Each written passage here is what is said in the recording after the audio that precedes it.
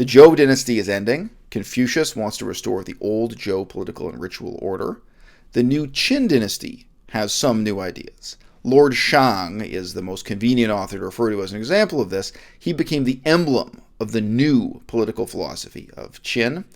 And then step 3, after the collapse and end of the Qin Dynasty, the Han Dynasty has authors who reevaluate the historical significance of the Qin. They largely evaluate it negatively. And we then have the ongoing disputes between Confucianists and legalists as to what the future of China should be. Already with these 2 quotations, and believe me, I have more, already with these 2 quotations, we see that Confucius is living with the delusion that if only he could take over the leadership, if only he could get himself some sort of position like prime minister or viceroy in government, within 3 years he could completely transform the social order, he could completely return China to its former glory under the Zhou Dynasty. But moreover, he isn't just willing to go to job interviews, he's willing to join in armed rebellion. He's willing to join in the revolution. He's willing to support rebels who are in a state, well, they're starting a civil war.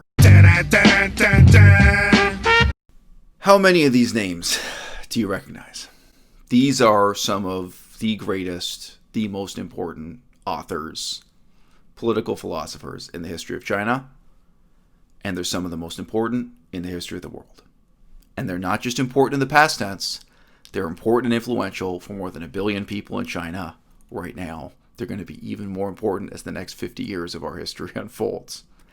How many of these names have you heard of? And for those of you in the audience, maybe who have a bit of background in this area, who've studied it in university, if you've heard of the names, how many of these books have you actually read? And I don't even mean cover to cover. How many of these books have you even read 10 pages of? Let's be honest now. A lot of us have read a few selected quotations from Confucius, but you may not have read 10 pages. There was a lecture here on YouTube from a university professor who began by asking the audience how many people had actually heard of, let alone read, Han Dynasty. He praised his audience for being honest, because apparently almost nobody raised their hands. And he said that before giving the lecture, he went and checked with the library. And the library had records going back about 100 years. Nobody had ever taken the book out of the library. Nobody had ever requested the book, neither in Chinese nor in English translation. So in the year 2020, we're going through a really interesting period of transition. The importance of Chinese political philosophy is recognized everywhere. And again, not just its importance historically or retrospectively, its importance here and now and for the future. This is still providing not just the vocabulary of Chinese political debate, it's not just providing references in Chinese political discussions. It really is, in a meaningful sense, part and parcel of ongoing political discourse, political philosophizing in the People's Republic of China and in places like Singapore, Hong Kong, and Taiwan. Everyone recognizes the importance of this corpus of literature, but nobody reads it. Nobody in English reads it. Nobody in French, German, nobody in the Western world has been paying attention to this literature, while at the same time we've all been recognizing its tremendous importance. This is not an entirely negative situation. The political philosophy of ancient India, the political philosophy of medieval Thailand, Cambodia, Laos, there are myriad cultures all over the world that actually do have written records, at least going back several centuries. They have their own written history, their own written political philosophy, political discourse, and that's being completely ignored, and nobody recognizes the importance of it at all. So we're going through a period of transition now. The modern West recognizes the importance of these things, but has ignored them, and we're going to shift to recognizing the importance of these things and not ignore them. So here we get into our first problem. Ancient Greece has left us relatively few authors with relatively few pages extant concerning politics or political philosophy. There are just a few famous names that are studied by a small elite within our society, but we all recognize their importance. Some of you may complain that Aristotle's Politics, in fact, has a great many pages. The history written by Thucydides has a great many pages. Yes, but if you read those two books, you've read pretty much the majority of what there is to read on politics of the ancient world. Yeah, there are a few other ancient Greek authors I can shout out here, but it doesn't add up to all that much. When we shift to ancient China, we're talking about mountains of manuscripts, huge amounts of text from a long list of many different named authors. The good news is that this huge quantity and this huge diversity of ancient Chinese political texts fits into a simple historical narrative. Now, you should always be suspicious of simple historical narratives. They tend to be both overly simplistic and to reflect the impulse of modern readers to want to simplify history. And there's some truth to that. Nevertheless, it's very useful and kind of reassuring that we can all keep our own sanity as we wade into this huge quantity and diversity of text, that there is this historical narrative, you're going to learn in just the next couple of minutes, to help us keep straight what these texts were, what their political significance was, and indeed what their political significance now is, because this is very much a tradition that is ongoing. One footnote here. The bad news, as noted at the bottom of the screen, a lot of Chinese popular culture, makes propagandistic use of this historical narrative.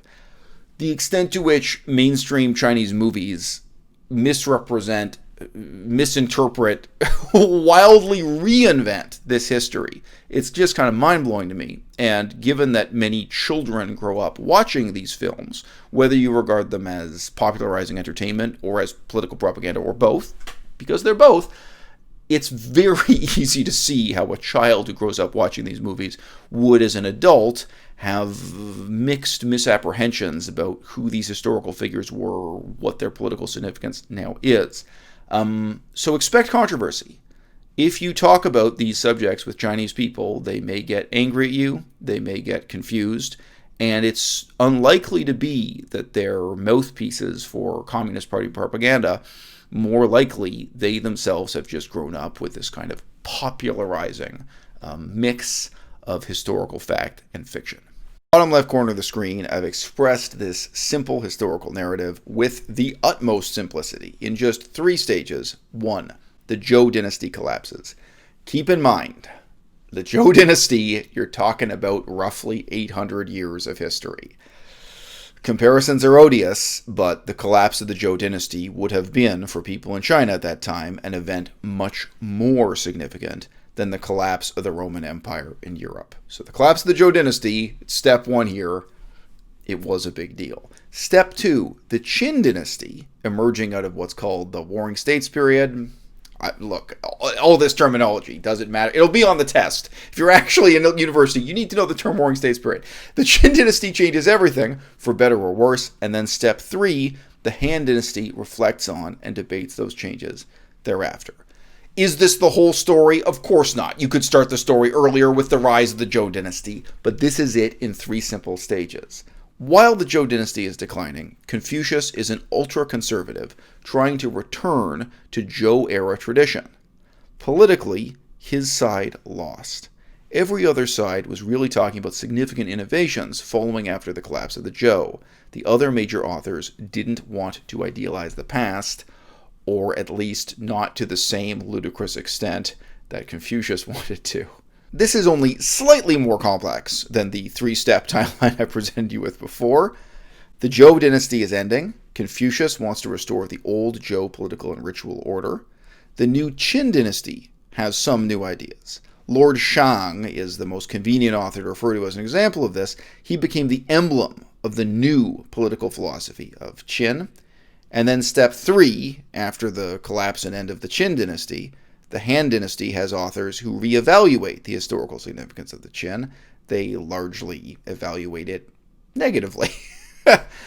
And we then have the ongoing disputes between Confucianists and legalists as to what the future of China should be. Comparisons are odious, but comparisons can be quite useful.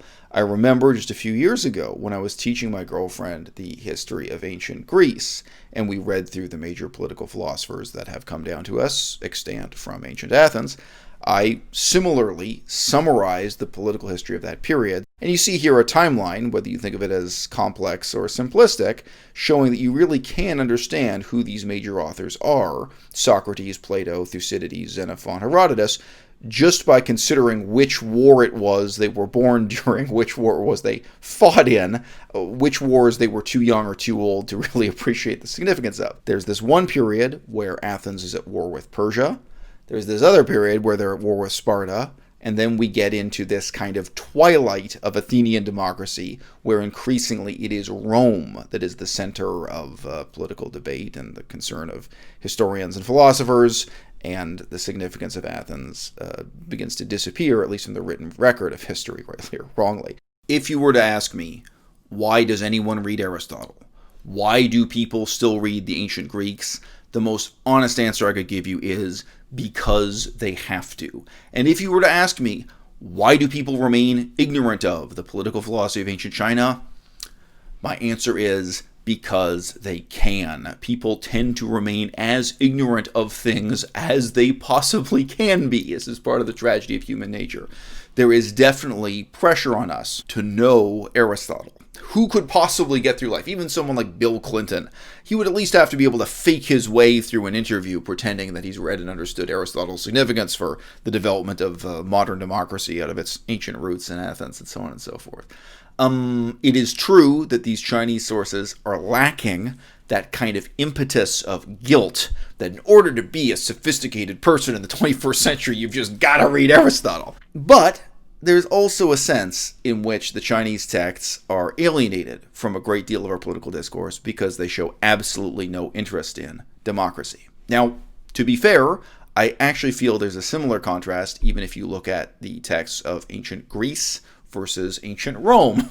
There's very little sincere interest in democracy, even in an author like Cicero from ancient Rome. However, many institutions within our modern democratic governments are completely lacking in democracy. And I think if you just use your imagination a little bit, you can actually see how a great deal of China's political philosophy applies to those institutions. Universities have no democracy, no transparency, no accountability. They run like fiefdoms, I suppose. They run like little miniature dictatorships. A great deal of what you find discussed about the relationships within the hierarchy of ancient China could be applied to corporate governance, to the way universities operate.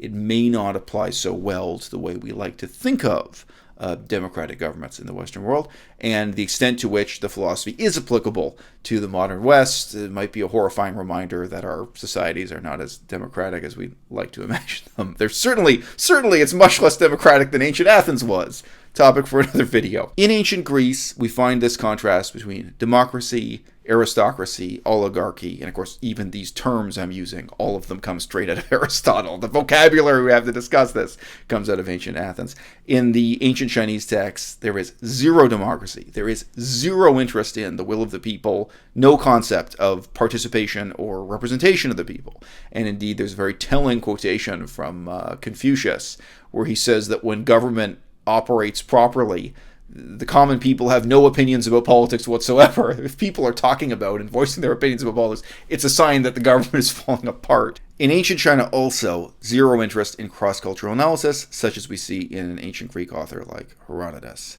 For all these reasons, you can certainly have the feeling that the ancient Chinese political philosophy has much less salience to modern life. This is a picture of Cardinal Richelieu, one of the most important men in the history of France, and thus, to some extent, the world. Tell me, was he a religious figure or a political figure? Would you think of him as a religious leader or a political leader?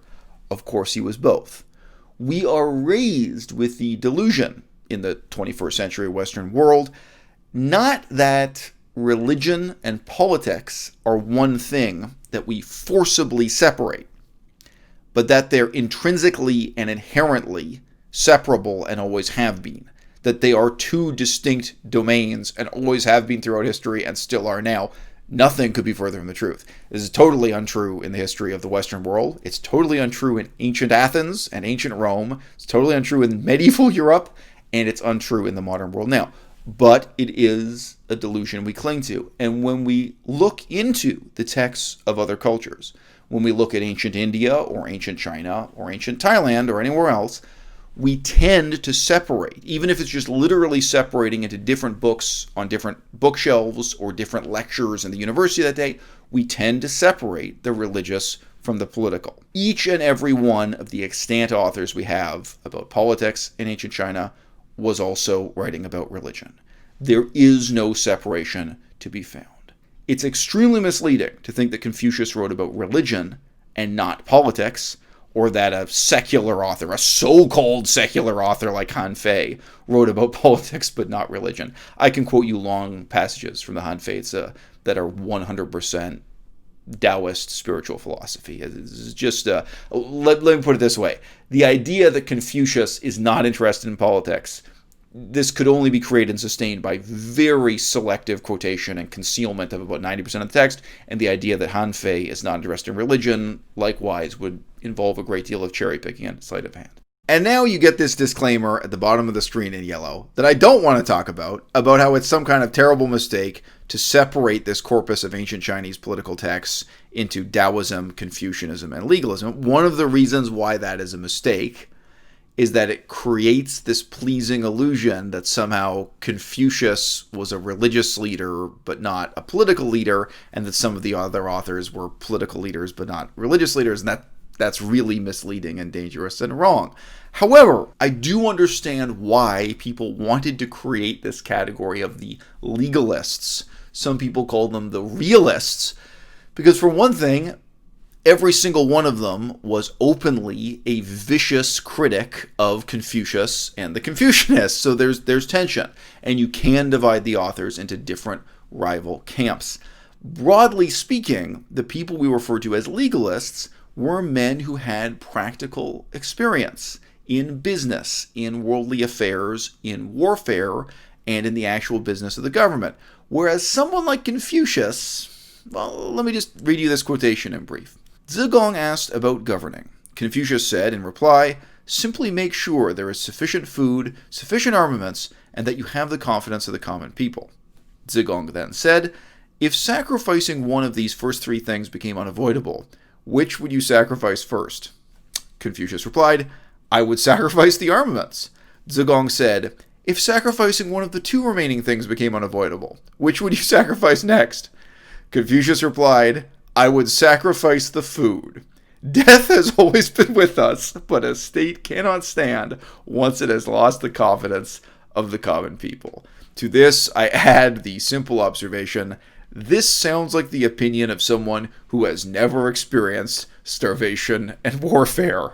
This is the none too subtle distinction between Confucius and people like him and authors who are openly hostile to Confucianism, like Lord Shang, like the author of the Han Fei and the Sun Tzu, and numerous other texts broadly referred to by modern Western people as legalists. It's real easy to make this kind of abstract pontification about how, armaments aren't really what win war, and weapons aren't really what maintains the social order, and starving to death is no big deal.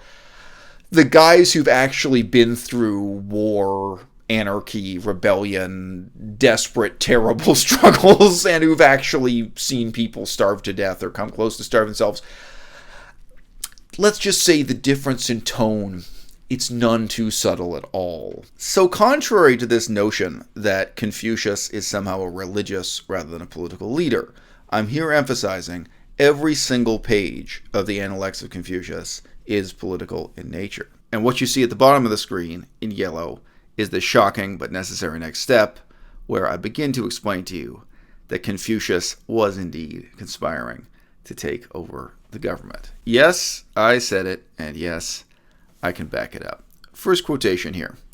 "If someone would simply employ me," Confucius complains, "if he could simply get a job as the ruler, basically, Within a single year, I could put things into some kind of order, and within 3 years, the transformation would be complete. Section 17.5, so these are not continuous quotations. Gongshan Furao was a rebel who used the stronghold of B to stage a revolt against the ruling Ji family. He summoned Confucius, and the master was inclined to go. Zilu was displeased and said, "We have nowhere else to go, that is true, but why must we go to the house of Gongshan?" The master replied, "If I found someone to employ me, could I not establish a new Joe in the East?" Already with these two quotations, and believe me, I have more. Already with these two quotations, we see that Confucius is living with the delusion that if only he could take over the leadership, if only he could get himself some sort of position like prime minister or viceroy in government, within 3 years he could completely transform the social order, he could completely return China to its former glory under the Joe Dynasty. But moreover, he isn't just willing to go to job interviews, he's willing to join in armed rebellion. He's willing to join in the revolution. He's willing to support rebels who are in a state, well, they're starting a civil war in a period in China when there was a fair bit of civil war going on. Here's a parallel passage. BC summoned Confucius, and the master was inclined to go. Zilu said, BC is using the city of Zhongmo to stage a rebellion against his superior. How could it be acceptable for you, master, to go to him? The master replied, have I not also said, a gentleman is so hard that grinding will not wear him down, so pure that dyeing will not stain him black. Do you take me to be a bitter gourd, content to merely hang on a string without being eaten? Confucius is telling you, quite clearly, that he's not afraid to get his hands dirty in the various forms of rebellion, war, and civil war in order to put himself into a position of power. Yu Zhong and Yi were examples of government officials who resigned on a point of moral principle. Their persons remained pure, and their resignations from office were well considered. Confucius concluded, quote, I, however, am different from all of them, in that I have no preconceived notions of what is permissible and what is not. Yes, indeed. Section 14.17, Zigong asked, Guanzhong was not a good person, was he? When Duke Huan had Prince Zhou murdered, he turned around and served his master's murderer as prime minister. Confucius replied, when Guanzhong served as Duke Huan's prime minister, he allowed him to become hegemon over the other feudal lords, uniting and ordering the entire world. To this day, the people continue to enjoy the benefits of his achievements. If it were not for Guanzhong, we would all be dressed like barbarians who had conquered us. Confucius is telling you quite clearly here that he is not afraid of moral compromise, not even engaging in murder, or not even, at least, shall we say, benefiting from murder if someone else has murdered the king so that he can be part of a faction that takes over government thereafter. This is the end of the video. This is not my first video on the topic, and it is not going to be the last. In this video, we've just barely gotten started, but I think that we have set out all of the hooks that we're now going to hang the coat hangers on in, shall we say, reorganizing the closet of ancient Chinese political philosophy. And there's one big secret that's come out of the closet already. People whom we tend to think of as pious, well-intentioned religious leaders like Confucius really were, in their own time, political leaders. And they weren't just mediocre conformist political leaders. They were radicals in their own way, with shocking new ideas, or even if you look at Confucius as a conservative, he has shocking conservative ideas. And they were willing to kill. They were willing to fight wars and participate in civil wars to advance their ideas and indeed just their own position, their own career over the careers of others. The amount of bloodshed and torture that we're going to get into in the videos coming up in this series may give you nightmares. I don't know to what extent that's a contrast to ancient Greece or ancient Rome, where bloodshed is indeed part of the history of democracy. Hashtag spoilers. They killed Socrates, you don't know. But the extent to which all of these men were risking their lives in even writing down their political philosophy and participating in the political system of ancient China in any way is shocking. And this will be brought home to you vividly as we have written descriptions of exactly how these men were tortured to death for daring to step forward and, from their perspective, take on a life of self-sacrifice as civil servants, serving the people, serving the state. The stakes for ancient Chinese philosophy were very, very high, and not just with the rise and fall of particular dynasties. Even during the periods that we would describe as peaceful, the extent to which people were putting their own lives at risk, well, that is a significant contrast from the authors of ancient Greece and Rome. Does it matter? Does it matter that Confucius volunteered to participate in these, insurrectionary or subversive activities against the state in his own time? Of course it matters. I mean, the figures we have from ancient European history, they emerge through the fog of public indifference once in a while. A figure like Confucius, a figure like Lord Shang, everybody who's anybody in China reads every word they've written. Historically, until quite recently, people memorized the writings of Confucius. People did indeed write exams that presumed they had memorized the writings of Confucius. The precise words Confucius used, even in sarcastic remarks and insults, have become immortalized and have become part of the DNA, not just of Chinese culture, but particularly of Chinese political culture. There's a sense in which the smallest details of the expressions of Confucius really do matter, really are part and parcel of the way the Chinese state is governed, in a way that the writings of Karl Marx never were and never will be.